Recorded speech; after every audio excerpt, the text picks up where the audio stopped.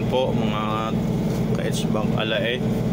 Meron po na naman tayong dumating na nag-complain dito. Chiller not working daw po.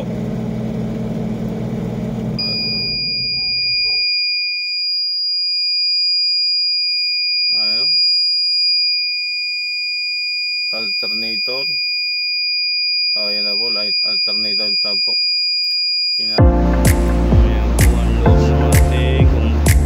Tingnan nga po natin kung kumakarga siya.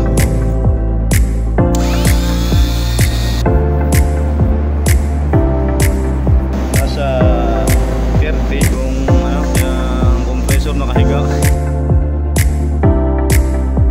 Tingnan nga po natin kung talagang alternator ba ito. Tingnan po natin kung talagang alternator nga po ba yan.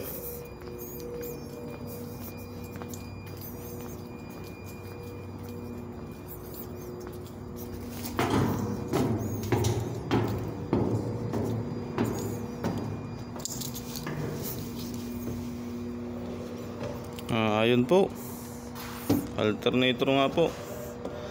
Ayan po kanyang belt. Baka ito yung belt lang. Sige, atin po na papalitan po natin ito. Bali, papalitan ko muna po ng belt.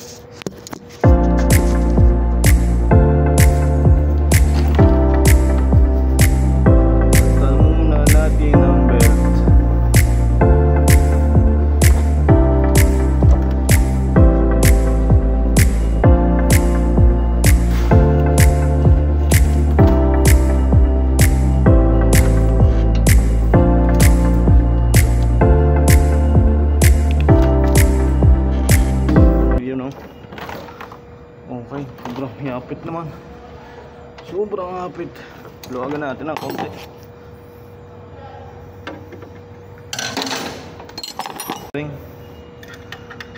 Hapit na hapit eh.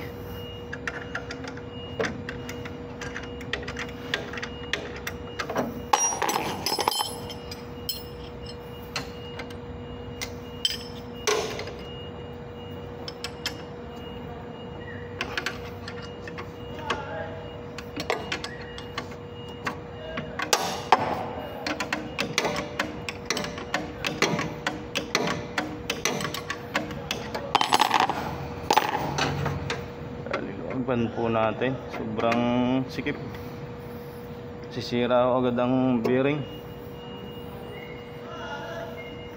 Tamtaman lang ko yung luwag, paano man umingay. Ayaw, ang maganda na.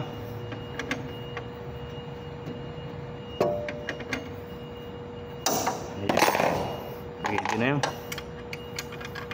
Ating yun oh. Ang ganda na ang hapit. Maligat.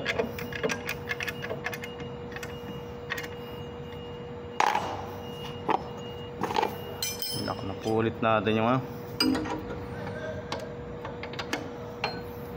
kanyang 17.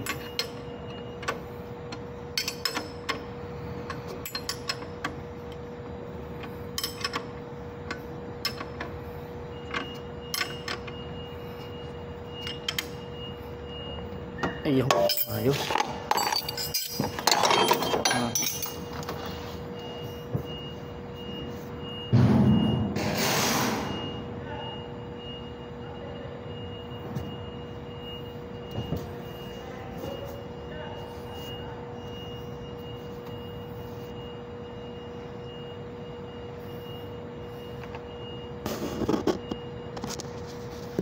Bali, ito yung ginawa natin.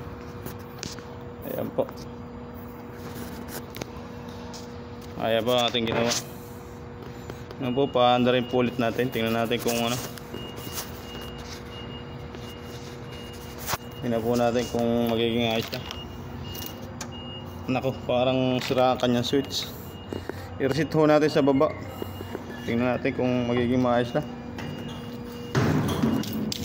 Parang nakarekta na yung switch eh.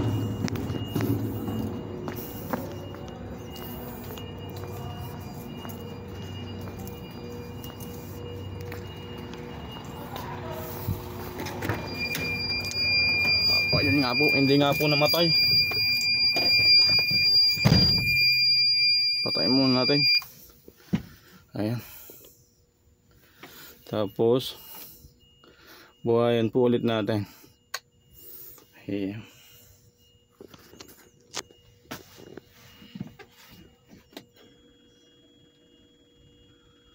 Baka yun lang ho ang ano,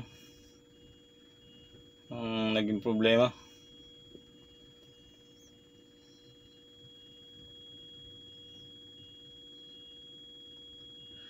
Ganun lang po kabilis yung ano nun, yung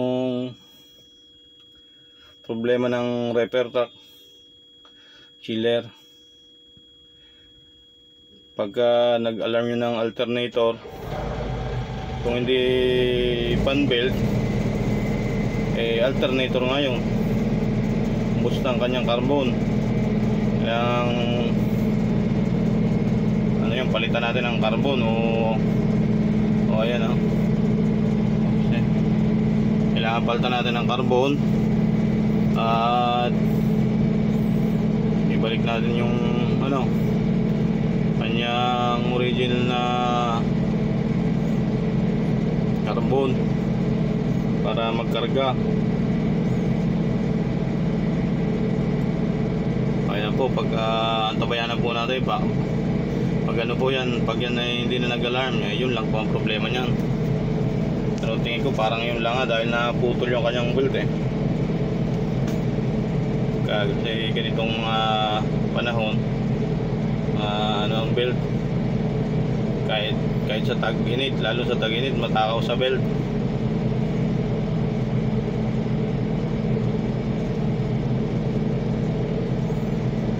Ayan, parang talagang wala na nga. Hintayin lang natin bumaba ng temperature. Pagka bumaba ng temperature niya at hindi ba nag-a-alarm, okay na yan.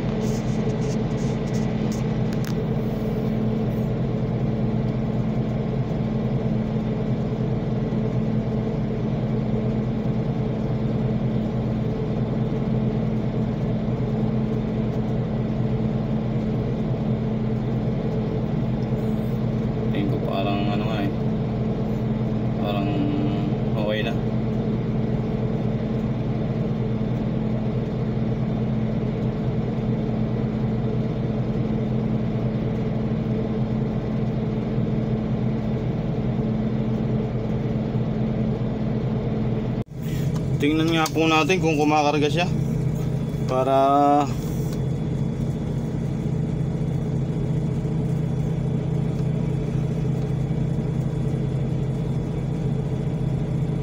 $13.7.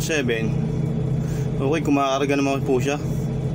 Sabihin talagang ayan talagang okay na yan. Walang problema kanyang alternator. Belt lang talaga yan. Sige po. Wala na talaga to. Okay na yan.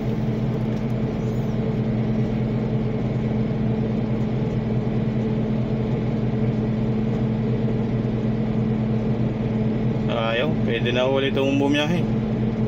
Ganun lang po kabilis yung ginawa natin na alternator ang error. Pero fan belt pala.